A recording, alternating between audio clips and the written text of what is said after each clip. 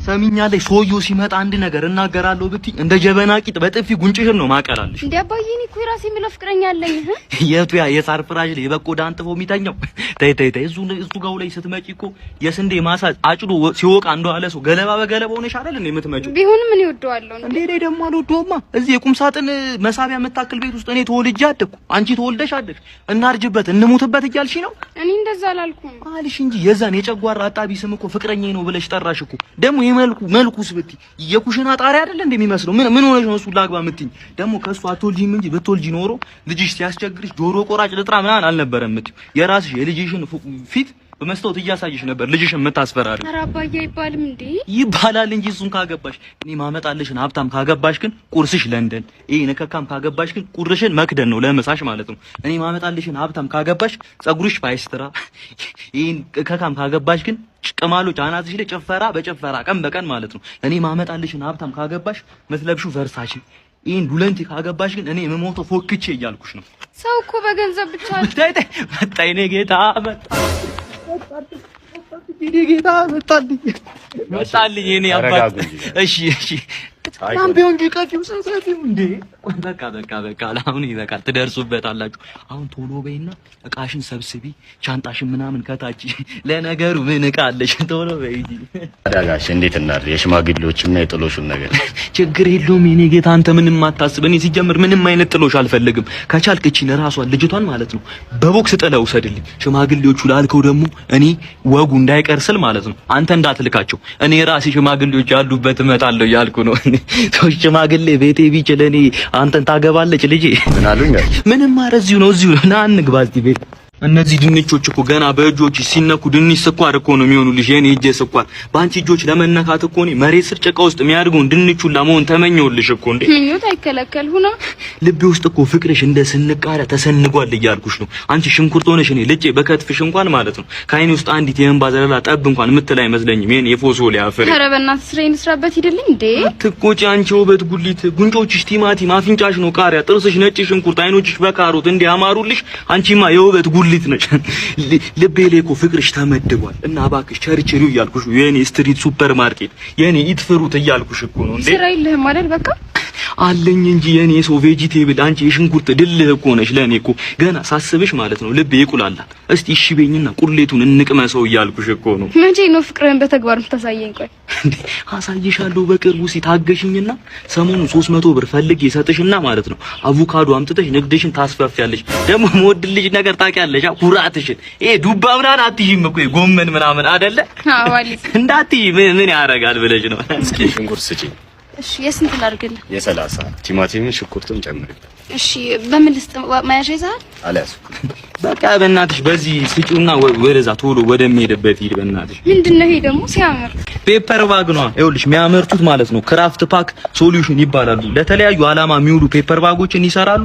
ማዘዝም መግዛትም ትችላለሽ። ከሱም በተጨማሪ ደግሞ ሙሉ የፔፐር ባግ ቢዝነስ ያሰለጥናሉ ማለት ነው። ከሱም በተጨማሪ ደግሞ ለሙሉ የፔፐር ባግ የሚሆኑ መስሪያ ጥሬ እቃዎችን ከነሱ ከራሳቸው ማግኘት ትችላለሽ። አንቺ እንደውም ይሄን ትተሽ እነሱ ጋር ብትሰለጥኝ የት ደርሰሽ ነበር እያልኩሽ ነው። እኔም እፈልጋለሁ። የት ነው ቦታቸው?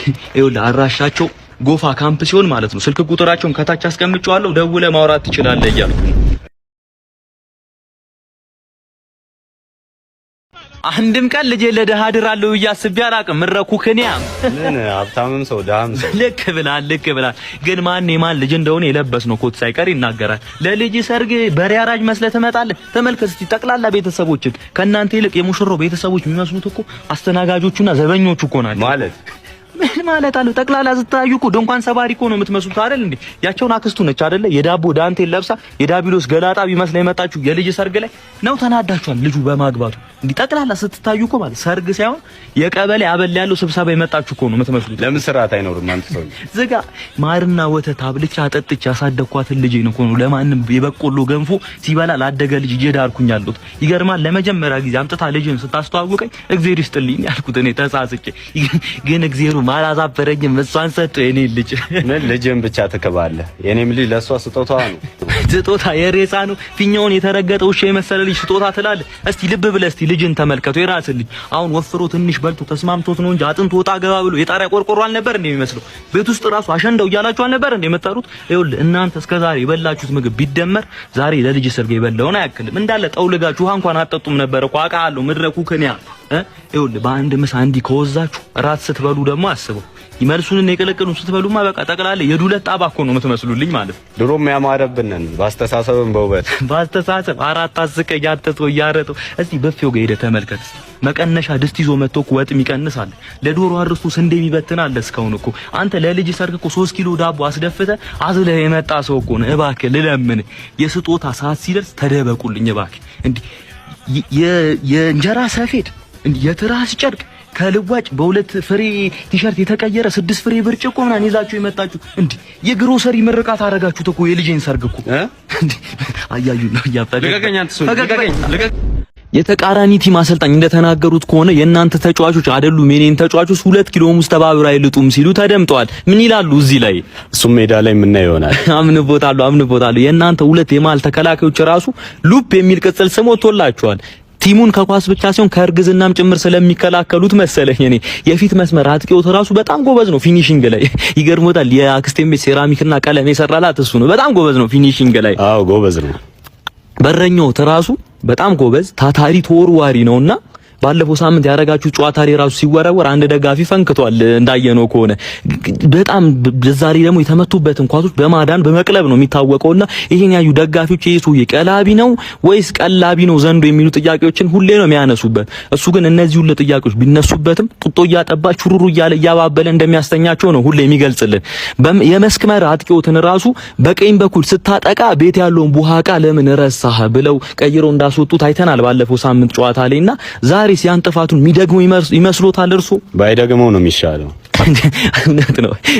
ዛሬ ደግሞ ማንሳት ይኑርብኝ አይኑርብኝ አላውቅም። የዛሬ ጋዜጣ መግለጫዎት ላይ እንደሰማሁት ከሆነ የዛሬውን ዋንጫ ለመብላት ከወዲሁ እንዲያባላ ከእናቶት ሀገር 1 ኪሎ ዳጣ እንዳስመጡ ሰምቻለሁና ከተረፈ እባክዎት ለኔ ይሰጡኝ እላለሁኝ። ችግር የለውም እሰጣለሁ።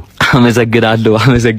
ወጣ የተካብያለሁ። ወደ ጥያቄ ስመለስ የእርሶ ተጫዋች የሆነው አንዱ ባለፈው ሳምንት ጨዋታ ላይ 2 ተጫዋቾችን ልጦ ሲያገባ በሰርግ የሰርጉን ፎቶ ያነሳው ኮርና የሚያነሳው ልጅ ነውና ይሄን ያዩ ደጋፊዎች የቲሙን መተባበር አድንቀው ይሄን ስጦታ በእኔ በኩል እንዳበረክትሎት አድርገውኛል።